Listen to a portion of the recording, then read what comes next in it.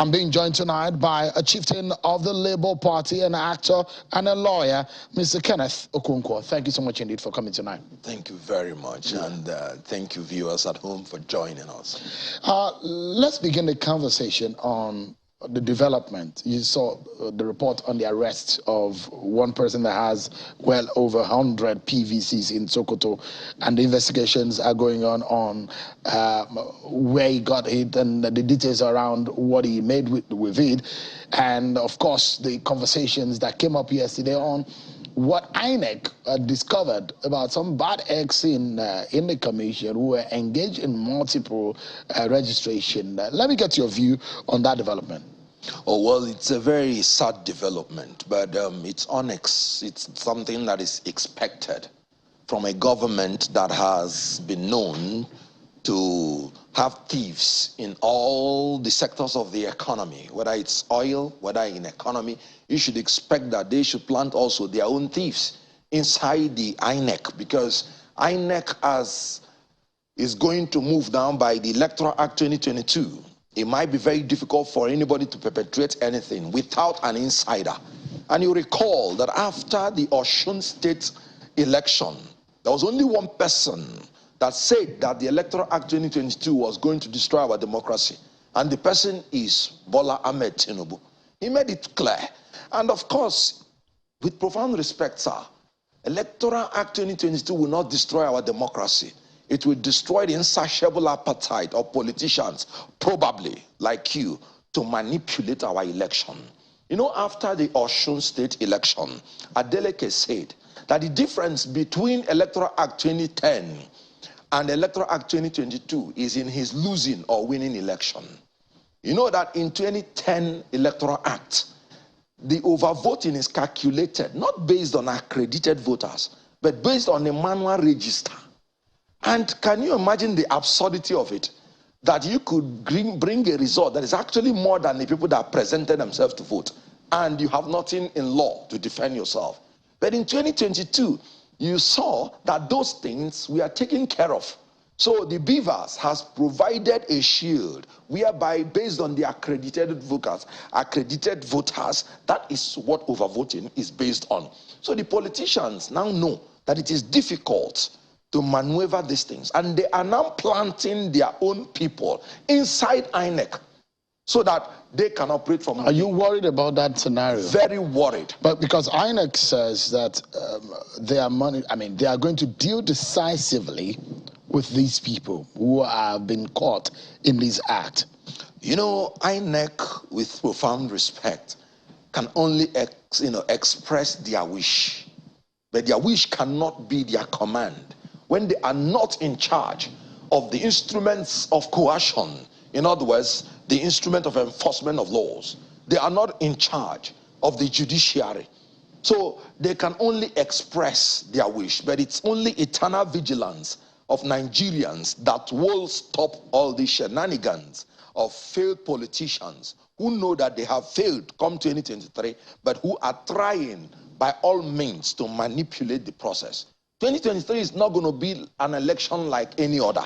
And that is why every Nigerian should be eternally vigilant. The INEC can only express. What bites do they have? They don't have any power over the police. They don't have any power over the judiciary. So I sympathize. Well, do you trust that INEC would deliver on the promise of a free and fair election? Professor Mahmood is the only INEC chairman that has the fortunacy to be appointed for the second time from my adult age, meaning that there is reasonable confidence in him that he has an intention to deliver. But the intention can only materialize if he is given the adequate support from the state. So if you say intention, fine. If you say wish, fine. If wishes were horses, beggars will ride. So Nigerians should not rely on the promises, wishes, or aspirations of INEC. They must move ahead to supervise vigilantly whatever is going to happen to make sure that the 2023 election is delivered. You seem to be very quick in pointing accusing finger at the ruling party APC, yes, about some of what have been discovered. Are you saying that there are no bad eggs within your party? They are thinking of maneuvering the process? Because there are politicians. Politicians are not only in the APC or PDP. Your party, you are a politician. Yes. Are you saying that there are no, it's in only your party that you have saints? All right. The monkey said he's carrying his child at the back and cannot vouch whether he will pick apple from his back. What I'm saying is, don't give any politician benefit of doubt, whether the person's name is Kenneth Okonkwo or another person. You're not going to vote for a pope. You're going to vote for a president. What I'm saying is INEC should not give any politician any benefit of doubt. Go in there, do what you're supposed to do, and whenever any politician wants to do anything that is untoward, take him out. How do you do this without the law? I mean, there are those who have agitated for the Electoral Offences Commission in that sense, a law that permits a body that will be able to prosecute electoral offenders adequately. You know, the problem we have in Nigeria is when a committee is not performing well. The first thing that comes to mind is to set another committee to check what that committee is not doing. We had ICPC, and we said they're not performing well. We formed EFCC. I want to let you know, if you like, set 100 commissions. If the attitudinal change and revolution does not come in, if the issue of integrity does not come in, the same virus that is in one will quickly go into another.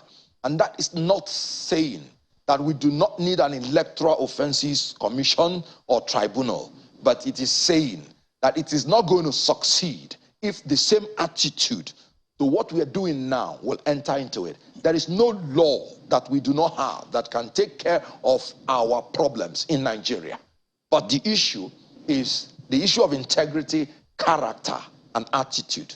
So whatever we are going to do, and I say, like I said, with all due respect, we may need it, but we will be duplicating incompetence and incapability if our attitudes do not change. A lot of people have critically analyzed the electoral law and says, look, it has really provided for us a system that can give us a good election if people abide by it. Yes. And I see that a lot of Nigerians are also very vigilant. They're following the process. But I'd like to ask you, a very big question mark over our election in the last few years is the issue of money politics, vote buying. Does your party, the Labour Party, with Peter Obi leading the guard in your party, holding the flag of your party, do you have what it takes to be able to stand shoulder to shoulder with the so-called bigger political parties money-wise? Well, first of all, we have this our slogan, we don't give shishi. And it's a slogan that the Nigerian people gave to us. We did not even say it. It was the obedience that came up with that slogan. And what it means is that Nigerians are not going to succumb to the blackmail of vote buyers. They are tired. I've given you an example of my friend from Kebbi State, Comrade Dasama. He said the mother died and they told him he should not come home because of terrorists. His sister, the elder sister, died and they told him he shouldn't come home because terrorists will kill him. And he said after that, he discovered that no more. He has been voting tribe, he has been voting religion, but now he wants to vote for his freedom. That in 2023, he will no longer do that. So the people that have been selling their votes before now, they want to vote for their freedom. So money is not going to play a lot of influence in 2023. The obedience have made up their mind that they will not give shishi, and they don't accept shishi. Are your obedience enough to give you the kind of victory you envisage? Every Nigerian is obedient. Do not ask me. Do not take my words for it. Take the words of Governor Obaseki, who confessed that there are obedience in his own family. Take the words of some spokespersons of the other parties who scream that some of their staff are obedient. But the same Governor Obaseki said that the steam of the Labour Party will soon fizzle out. What do you want him to say in front of his presidential candidate when he is doing his campaign? Go and ask him again, and he will tell you that if there is anybody that his team has been extinguished completely, is that of Atiku Abubakar, who, of course, should have been disqualified by now by going to the north and making a genocidal statement that Northerners should vote for North only. This was what caused genocide in Rwanda, when Hutus were told that they should not support Tutsis because they are cockroaches. Atiku Abubakar went to the north and said Northerners should support only the people from the north, not Yoruba, not Igbo. That is ethnic profiling. That's genocidal statement. Atiku knows he has failed. What he's trying to do now is to make sure he destroys our democracy after he has failed. And he should be called to order. INEC should be implementing Section 97 of the Electoral Act now on Atiku, because that's a criminal offense, trying to profile ethnic and religious groups. So it is Atiku Abubakar that I've always said he is very unfit to be president, and not only that he's unfit, he is now a threat to our democracy. It is him that when he launched his own campaign in Akwa Ibom, all of them were obi-centric. All of them were obedient. What other evidence do you want me to say? They were singing the redemption song Obi Kererenke in the flag off of PDP campaign. Where do you want to go and you won't see obedient? If I sample the people walking in this your studio, you just be shocked that even inside the heart of Shehu Kimbaloye, he may just be obedient. In his heart, you're entitled to your thoughts. You may not just tell me. Well, you never can tell, because yes, I never can tell, but I said in your thoughts. The Nigerian blood runs deep in my veins, and for the last few election cycles, I'm just so blank on voting. I've not voted in the last 4 election cycles because I'm always on my job. So I've given up in voting for anybody or trusting any politicians at that. I just allow them do their jobs. But the question is, how penetrative is the obedient movement? All right. In the very nook and crannies, because those who are going to make the majority of the vote are not those we see in the metropolis, on the street of Abuja, on the street of Lagos, on the street of Uyo, or on the street of Ilorin, the metropolis. That is not where you perhaps get a larger chunk of the vote. You probably will get it in those nook and crannies of Nigeria. And if anything, by the figures of INEC is to go by, you look at 76.56% of youth population in the new 12 million registered voters. Out of that, you have 40.87%. That's over 3 million that are students. How much of that figure do you think you can lure to be obedient? First of all, labor, as symbolized by NLC and TUC, have thrown their weight behind the Labour candidate. Labour and the NLC and TUC, they are everywhere, in every word. Labour is everywhere. In Nigeria, the students have made it as a slogan.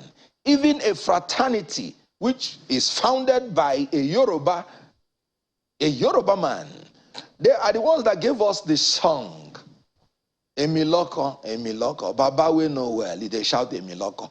By a fraternity that is owned by a man from the same geopolitical zone as Bola Tinubu. So wherever you go to, so we have the labor. Labor means the working class. Labor means the students. Labor means the women. Labor means the professionals. Labor means the intellectuals. Labor means the farmers. Labor means the traders, the businessmen, the businesswomen. We have them behind us. How many of these candidates can boast of that? Let me ask you this, Kenneth, and it was what Denle Momodu said right on the chair you're sitting. He said, in the history of Nigeria's politics and election, yes, whenever you see 2 strong or more than 1 strong southern contestants in the race on the ballot for a presidential election, they always lose to a northern strong candidate. Yes. And so is making inference in the sense that you have a Bola Tinubu from the southwest, a Peter Obi from the southeast. And even in football, in sports, history play a major role. Not to talk of politics, that is science, that is psychological, that it has, that historical, I mean, it's always drawn into it. do you fear that history might play by itself what we've seen in the Second Republic, in the First Republic? You know, the problem of some analysts is that they do not contextualize issues. They do not appreciate that they need to distinguish certain circumstances that made their prognosis or predictions irrelevant. Now, the mood of the nation is that there is sitting in the seat of power a fulfilled day speaking Northern Fulani Muslim. And the Northerner he's referring to is another fulfilled day speaking Northern Fulani Muslim. It has not happened in Nigeria that for 16 years unbroken, that you have people of the same ethnicity, linguistic background, and the same religion, and the same section of the country to come and rule the country for the same time. You know, when PDP say APC, they are doing Muslim ticket, I laugh. I laugh at their, ignorance. Because they are the ones that are doing the worst Muslim ticket. Because they want to proceed from a Muslim ticket, and not just a Muslim ticket, identical ethnic linguistic background, to another Muslim ticket from the same ethnicity, from the same linguistic background, and from the same section of the country. And the mood of the nation does not warrant that. So what he is saying was when, for instance, in 1979, you had UPN, MPP, and you had the North. And the sentiment of power shift and rotation was not there. So I do not know where he got his statistics, but the truth is that he got it all wrong.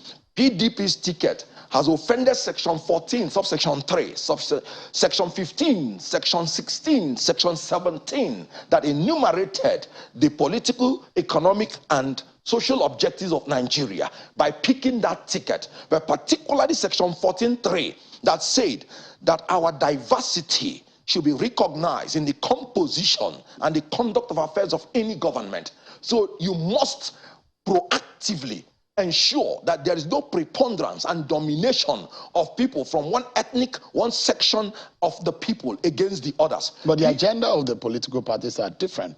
And there are those who are also bringing the factor of the fact that you need to have been able to play at the center your politics in such a way that you can be able to garner or bring home the votes across the board. And those who have criticized or described the Peter Obi, your candidate, as more of a sectional politician, how do you respond to such?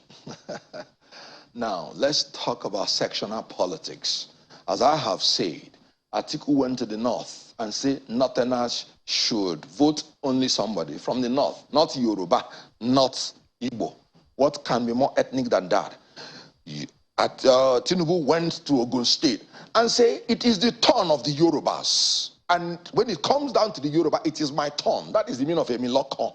What can be more sectional than that? Peter Obi went to the Igbo people, and at the risk of losing their vote, he told them, do not vote for me because I'm Igbo. Vote for me because I'm a man of competence, character, and capacity. Does Peter Obi have the competence to run the affairs of this government? Nigerians do not, it is not the turn of anybody in 2023, it is the turn of Nigerians. Peter Obi has displayed an uncanny character.